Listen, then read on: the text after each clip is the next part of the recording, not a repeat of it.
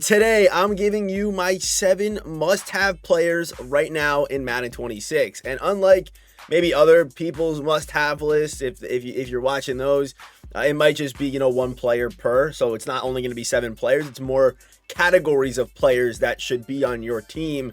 And it's also not like the most expensive guys in the game, okay? It's going to be kind of a video for everybody. Of course, if you are looking to grow that coin count, head over to MMOEXP, the cheapest, most reliable MUT coins on the market. Use my code FERDY at checkout for 6% off. A link for their website is down in the description. Okay, getting started with number 7 today. This is for the people who don't have those top tier, S tier users. And by the way, I will be updating the top 10 user list real soon.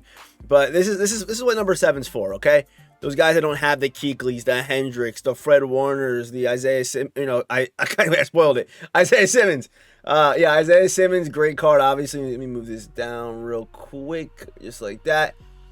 Perfect. Oh, you guys can't see the price. That's better.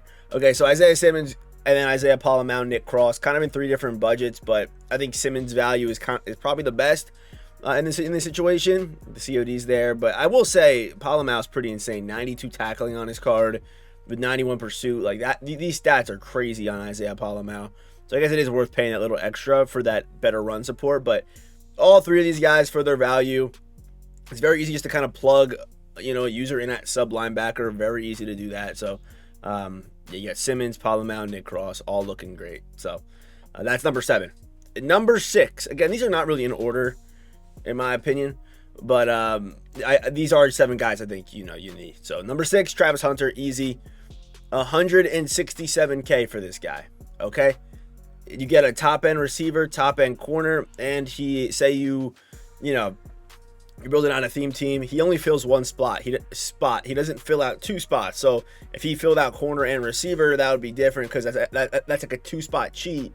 But he only fills out cornerback. Can even put him in at slot corner, and you can still sub him in at wide receiver when the game starts. So very versatile card. Obviously, you have the Iron Man 0 AP. I mean, Travis Hunter's card is one of the best we've seen in a while. He's still very good, and he's under 200K now. So this is like a must-have.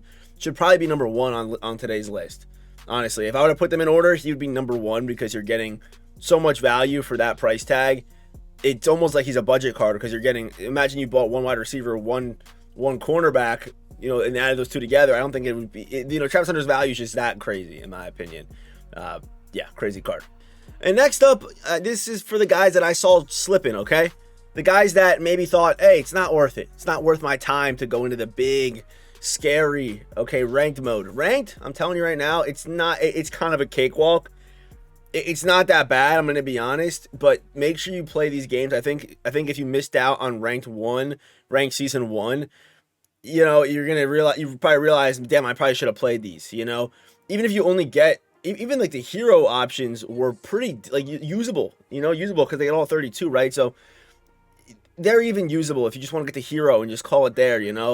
I think getting to champion, of course, makes the most sense. A top 100. I mean, obviously that's not going to be easy, but even I would say this season's looking a little bit worse in my opinion than season 1, but these are still great options because you're still going to get at least an 89, 88 speed David Njoku, who's going to be a stud. And does he get spin cycle, by the way? He does. So you get a spin cycle Njoku, 6'4", goated card right here. And then you also get Dallas Turner, who, let's see the abilities on him. Of course, he look very good. Edge start elite, looking like Lawrence Taylor off that edge. Let me also do with Jamal Charles. I do want to see, actually, when does this ranked season end? I am kind of curious to see that. Because if it is pretty soon, then you should probably get on it. It's gonna be 27 days, so it's shorter than last. Yeah, it's shorter, so that's not bad at all. You have a month to grind out these players, and in a month, I think these players, even at 90 overall, will still be very good. So the must-have here for number 5 is just play ranked. Get as high as you feel comfortable with. Get as high as you want to get as high as you can get. But I mean, this is definitely worth playing because, I mean, you saw with season 1. Season 1 was so worth it at the end of the day because these all 32 team chems and how the boost worked in this game and how good those cards were, how good these cards look as well. Even Jamal Charles looks insane.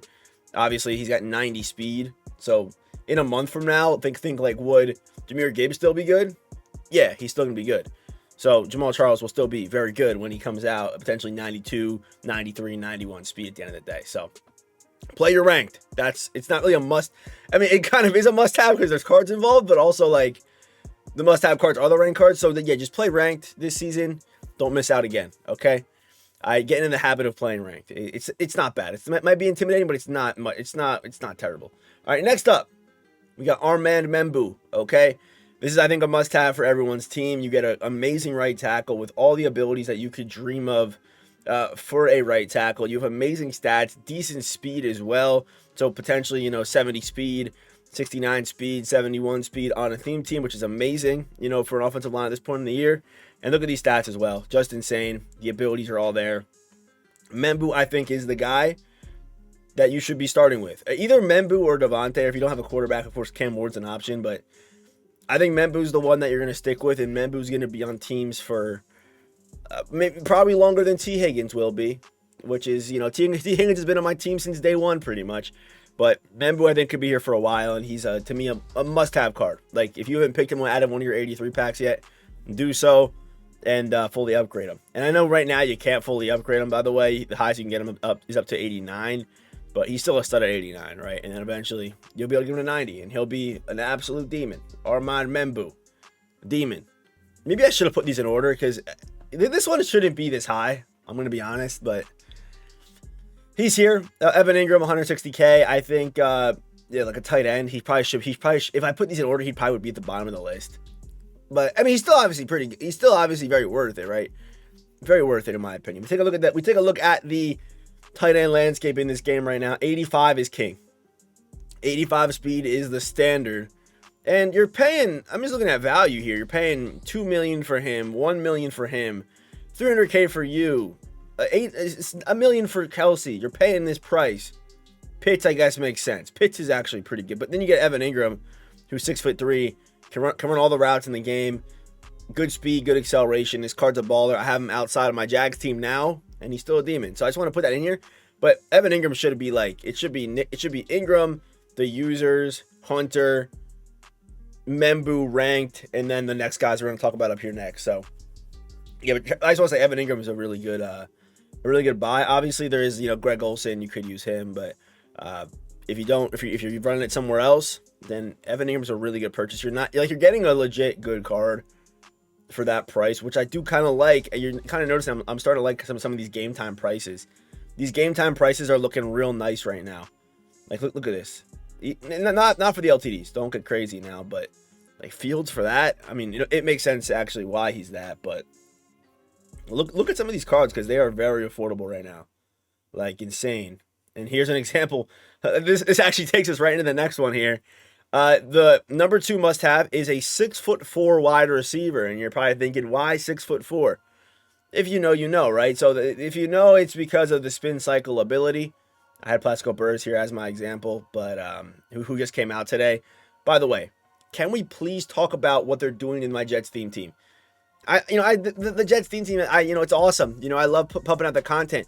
They gave us Plaxico, Kevin Mawe, Cromartie Rogers. That is what that's $6 million. $6 million off LT, maybe 6.5 million off of LTDs, which the Rogers and Cromartie effectively are, and then an extra 500K. So that's around 7 million coins worth of cards in 3 days. I don't know how if I can keep up. But whatever. It's besides the point. It's a tough. But why LTD? I don't know. Of course, Roger. I don't know. I was excited for those cards, but I guess I'll never see them. But yeah, at least 6'4". Burress does get, of course, that spin cycle. What you're looking for is 6'4" plus wide receivers with spin cycle, because what you get is, besides that little speed boost move people are doing, it's probably one of the best, easiest. It's not as hard to do as that. It's a very easy skill move to do. You just spin without holding turbo with spin cycle. It's very easy, and you get a glitchy spin, a big old spin. T. Higgins is going to get it. Drake London, anyone who's 6'4" with how they're doing wide receiver abilities this year will get it. So, spin cycle, wide receiver who's tall. And not only, I say that, they're tall, so they spin good, but they also can ag you, right? So they have that, they kind of go both ways, you know what I mean? But number 1, I made a video on this ability yesterday, and I'm not saying to go chase it now, but it is actually Case Keenum. is the must-have here, which is disgusting. But really, it is what it is it's Gunslinger, right? I think Gunslinger, you're going to start seeing it a lot more on quarterbacks going forward. So, I'm not saying overpay for it now. I'm not saying go get Aaron Rodgers for 2 million coins. I'm not saying that by any means, but Case Keenum with his Gunslinger is insane. I ran pocket Deadeye on him. I saw some other setups on him.